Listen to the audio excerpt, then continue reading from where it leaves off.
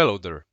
In today's episode, we are going to take a look at Orlen, currently the second biggest company by market cap on Warsaw Stock Exchange. We'll have a look at what Orlen is and what it used to be, how it has been changing over recent years.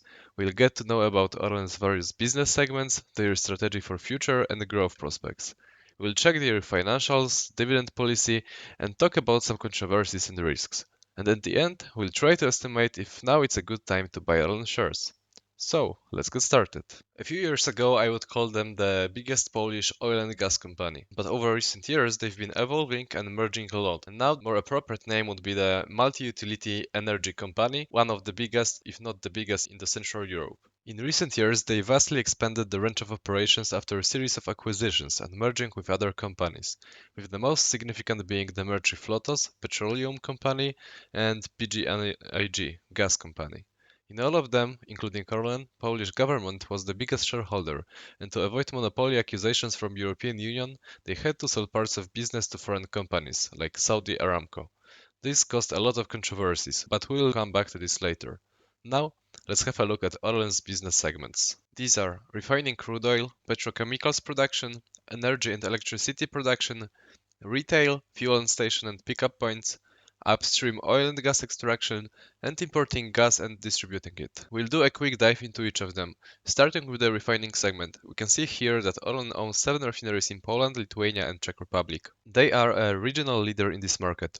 They've got good infrastructure and diversified source of deliveries. I'm not going to pretend that I'm an expert in this field, so I don't exactly know what the ratings here mean, but refinery in Płock is classified by Wood Mackenzie, a global energy research group, as super site due to throughput, capacity and integration with petchem industry. And one in Gdańsk is supposed to be modern and technology advanced. Personally, I know one chemistry postgraduate that was really excited after landing a job there, so this might be true. The refining throughput, however, seemed to be rather steady, if not declining in recent years. Still, Orlen has a major market share in Poland, Lithuania and Czech Republic. What's important, after Russia invaded Ukraine, Orlen made their best to decrease dependency on Russian resources, and now 90% of the crude oil comes from non-Russian resources. Here we can see ongoing investments in this field. Now let's move to petrochemical sector. They sell their products to more than 60 countries. Production of petrochemical products is integrated with refining, and the latest acquisitions and merging with Lotos and PGNiG has strengthened the petrochemical portfolio. Moreover, recently there have been some news about Orlen planning to take over fertilizer maker Puławy,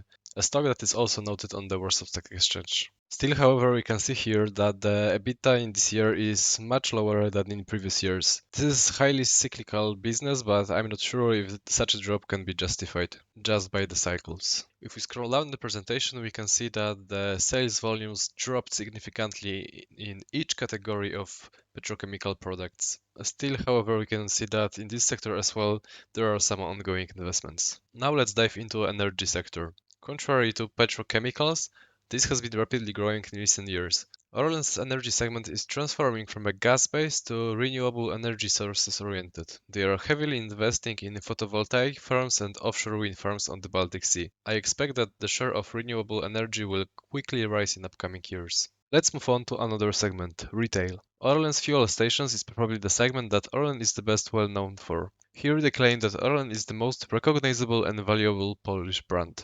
It's true that every Polish person knows this logo and associates this name with fuel stations. They are placed everywhere across Poland and, from my experience, are usually very clean, tidy and nicely arranged. They also serve some fast foods like hot dogs, which actually are quite popular. That's my personal go-to fuel station, and if I were to eat something on a longer trip by car, I would look for their station for this reason as well. But it's not only Poland. You can find their station in other countries: Germany, Austria, Slovakia, Czech Republic, Hungary and Lithuania. And the total number is steadily growing. Summing up, it makes around 3,200 fuel stations, making it the biggest retail network in Central Eastern Europe. They also keep on increasing number of electric vehicles chargers and recently even started opening hydrogen stations. What's nice, they try to build customer loyalty with some loyalty programs like Flota Card, Vitae, and they also offer special discount card for shareholders. Apart from that, in recent years they've been strongly expanding their package pickup and sending points business.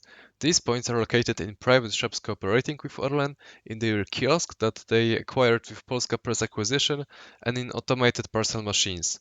Now it's already around 10,000 points and it's become a major competitor for so far monopolist in this field, a company named Impost. Another segment they operate in is upstream oil and gas extraction. They are producing these not only in Poland but also cooperating with other countries like Norway, Canada, Pakistan, and Lithuania, running both onshore and offshore production. The most important foreign partner in this field now is probably Norway, as Orlen has licenses for both production and exploration for new deposits, as well as transmission of gas to Poland via Baltic pipe connection, which became extremely important for the whole Central Eastern Europe after the war started and even more after Nord Stream was damaged. Also, Orlen is a monopoly in producing hydrocarbon on Polish market. And finally, the last segment, which is in fact strongly related to upstream, gas storage and distribution. After a merge with PGNiG, Orlen took over almost all gas infrastructure, making Orlen an utility company and the biggest gas supplier to Polish households. Here we can see Orlen owns 97% of gas distribution network and 99% of gas service lines in Poland. As this is a matter of national importance, in recent years Poland invested a lot in diversification of gas importers and has signed long-term agreements with various companies from different parts of globe. The examples are already mentioned Baltic pipe transmitting gas from Norway and LNG terminal in Świnoujście. So we have discussed Orlen's business segments at their current state. But what about the future? Well, they like to promote themselves as a green energy transition leader. They published a 2030 strategy with goals and plans how to achieve them. In short, they put a strong emphasis on investing in clean energy, reducing fossil fuels and developing renewables such as offshore and onshore wind farms, solar photovoltaics, biogas, etc. Also, they are developing so-called SMRs, small nuclear reactor technology, that hopefully will support electricity production as well. They announced a goal to achieve total carbon neutrality in 2050. This is very ambitious and I'm not sure if they will keep up to this. The whole investment program is supposed to cost around 320 billions of zlotys, which is a huge number. Now, bear in mind that the major shareholder is a Polish treasury, and Orlen often fulfills some social and political goals.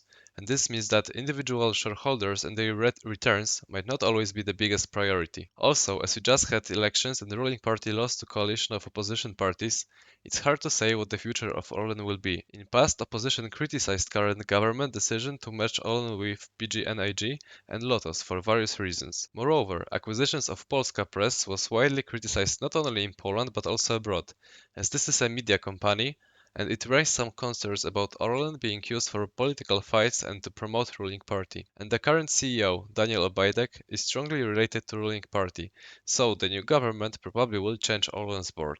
Personally, I think that these mergers and acquisitions were rather good for Orlen, and I doubt that new government will somehow revert changes in Orlen's group structure. So just remember that long-term plans for Orlen might change together with Polish government. Anyway, if you would like to dive more into Orlen's plans for future, there's a very interesting presentation with an update on their goals and how they have been doing.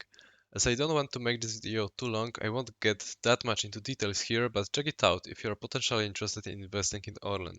But again, just remember that these plans might change due to political reasons. Now let's discuss financials. For many years the revenues were rather flat, and just recently they started to grow quickly. Same story regarding the net profit. In the last 3 years, net profit was much bigger than historically. However, we should remember that in the last 4 years, Orlen was on a merchant acquisition spree, and this jump in big part comes from new segments, so we shouldn't really compare it to historical results. This is cyclical business, but I think that Orlen should be able to still grow revenues, but probably at a bit slower rate than in the last quarters. Regarding cash balance, they've been recently both building a big cash position as well as taking some new debt. But in general, their debt charts are rather low and flat, and the net debt to EBITDA ratio is on downside trend, currently sitting around 1.64, which is a very safe spot. Moving on to profitability, we can clearly see in all margins that this is cyclical business. Similarly to revenues and net income, margins basically were on the rise in recent years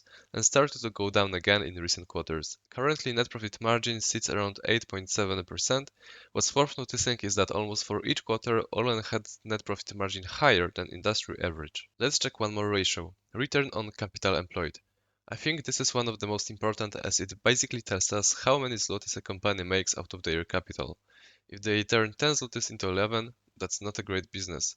But if they constantly have high ROCE, let's say above 15%, this is a company compounding investor money much faster. Regarding Orlen's ROCE, again we can see here that this is cyclical business. though since 2015 it was on the rise and now sits on a very high level of around 39%. This is a very good ratio for utility or oil and gas company. Now the most important part for dividend investors. Unfortunately, their dividend wasn't very stable, and here as well we can see some periodicity. They've been consecutively paying it since 2012 with significant one-time cut in 2019.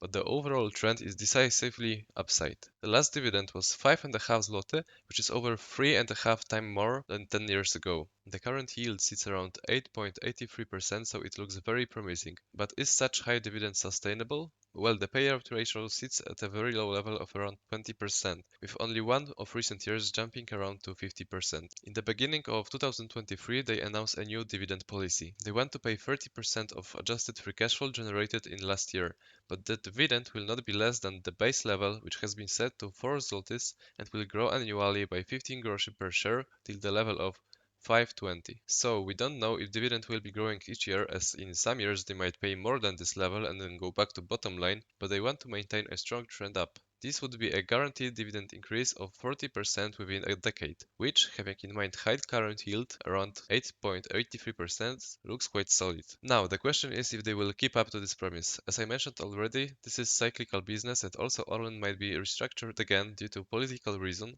or a new board might change the dividend policy. On the other hand, the payout ratio is really low, the new segments like retail are less cyclical, and it's not easy to unmerge with other companies. So, though the current dividend as well as growth look really juicy, consider those risks before investing in Orlen. Personally, I believe that Orlen might be a good investment if you can buy it for a good price, applying a big enough margin of safety. As you can see on this chart, in 2005 Orlen was traded for around the same price as today. Having in mind the inflation, that's not a great result. Anyway, past performance does not reflect future, and now the book value of Orlen is much higher than then.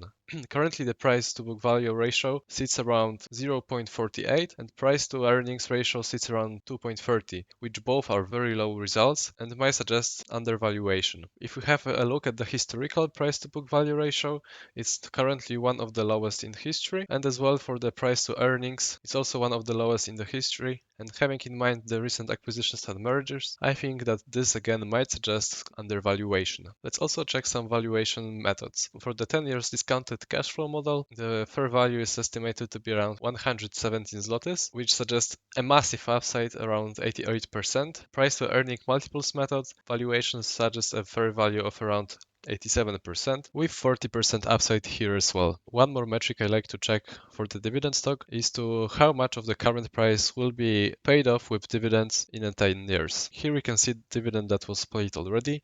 The bottom line here regarding the dividend policy would be 4 zlotys, but the actual was in fact much bigger, 5.5 zlotys. Anyway, in the next years I assume the minimum bottom line of their dividend policy, and the sum in 10 years would be around 48 and quarter zlotys, which would be around 77.5% of the current price. So, is it a good time to buy Orlen? Be informed that I own Orlen shares, so I might be biased, but in fact I've been recently adding some to my position, around 55 to 57 zlotys. And my personal maximum level of the price for Orlen, having all the political risk included, would be around 60 zlotys. Above, I think that there are better opportunities. So, that's it regarding Orlen for today. I could go more into depth regarding your future plans and investments, but I didn't want to make this video too long.